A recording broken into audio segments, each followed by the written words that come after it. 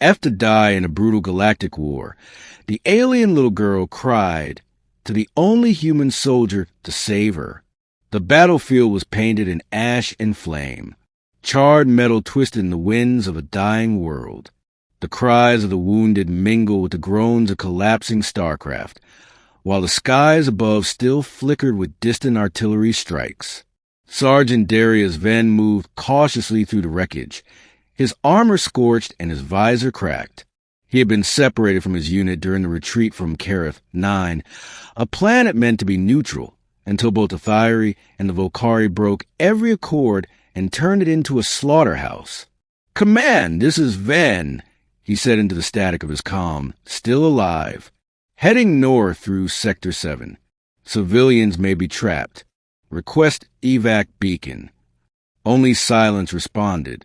He trudged forward, weapon ready, passing over shattered drones and piles of alien bodies. Most were Volcari, tall, armored, four-armed warriors. But there were smaller shapes, too. He paused when he saw one, a little body, motionless under a beam. His chest tightened. Too many children had been caught in this war. But then, a soft sound, a whimper. Darius spun around.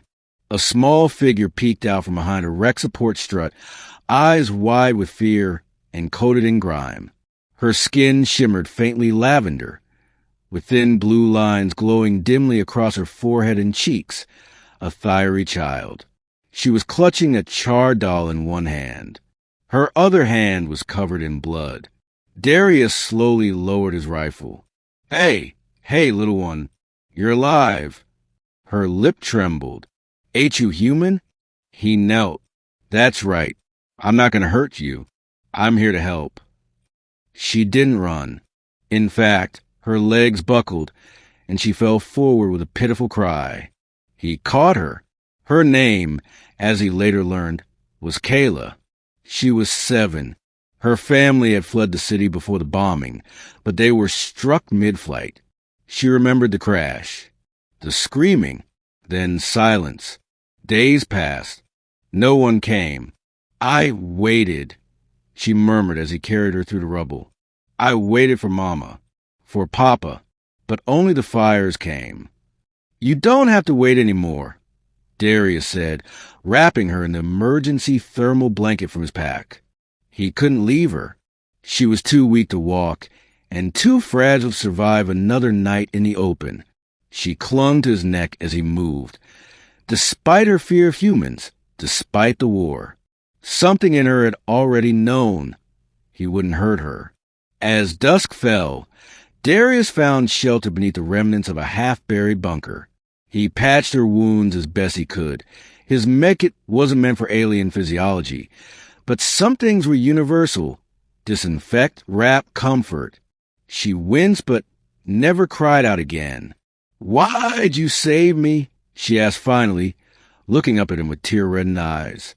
Everyone else ran, even our own. He took a breath.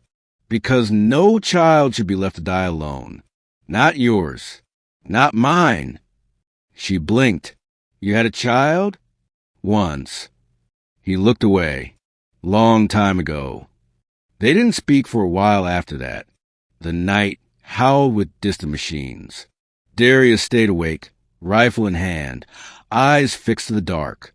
And in his arms, the little alien girl finally slept. The next morning brought worse news.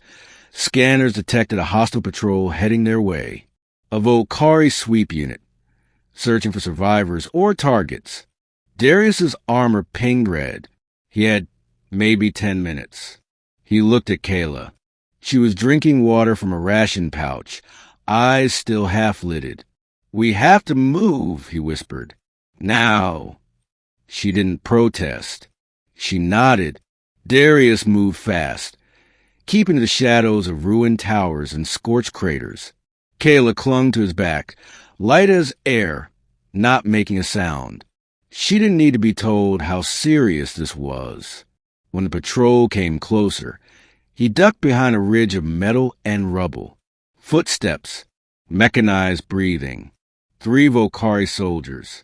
One of them scanned the wreckage. The scanner beeped once. They were close. Too close. Kayla whimpered. Darius pressed a hand over her mouth.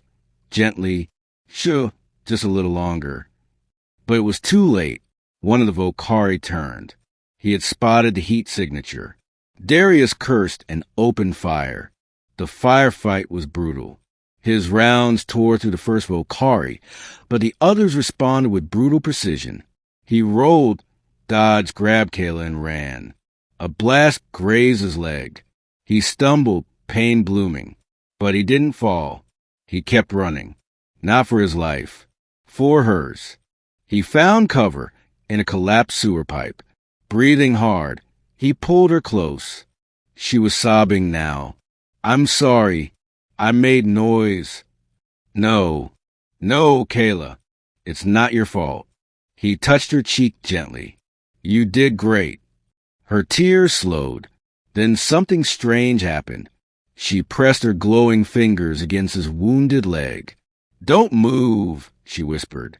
The light from her fingertips sank into his skin. His pain eased. The bleeding stopped. He stared. What was that? Mama taught me. Before she died. Her voice cracked. Only for friends. They stayed in that pipe until the sounds of war faded again. Hours passed. Then Darius's comm crackled. Any human units, respond. Evac shuttle inbound. Coordinates 4-9, Sierra. 2-minute window. Hope surged in him. He checked his map. He could make it. Barely. He hoisted Kayla again. Time to go. She looked at him, then at the burning horizon. Will they let me come? He hesitated. The truth was, he didn't know. The alliance with the Thyri had crumbled. Some human units were hostile. I'll make sure they do, he said. He reached the evac zone on shaking legs. The shuttle hovered above a scorched plateau. Hatch open. Marines waved him forward. Then they saw Kayla. What the hell is that, Sergeant? One of them barked. She's a civilian child. Darius snapped. She comes with me. The officer stepped forward. Command didn't authorize alien passengers. Get her off your back. Darius stepped between them, lowering Kayla gently to the ground. Then he raised his rifle, pointed down but firm. She comes. Or, I don't. There was a long pause. Then a voice crackled from the shuttle comm. Evac command. Authorization overridden. Bring them both aboard. Darius exhaled. He picked Kayla up again and walked past the stunned Marines into the shuttle. Later, as the stars stretched behind them and the planet of ash faded into darkness, Kayla curled against him, clutching his hand. You didn't leave me, she whispered. He held her close. Never.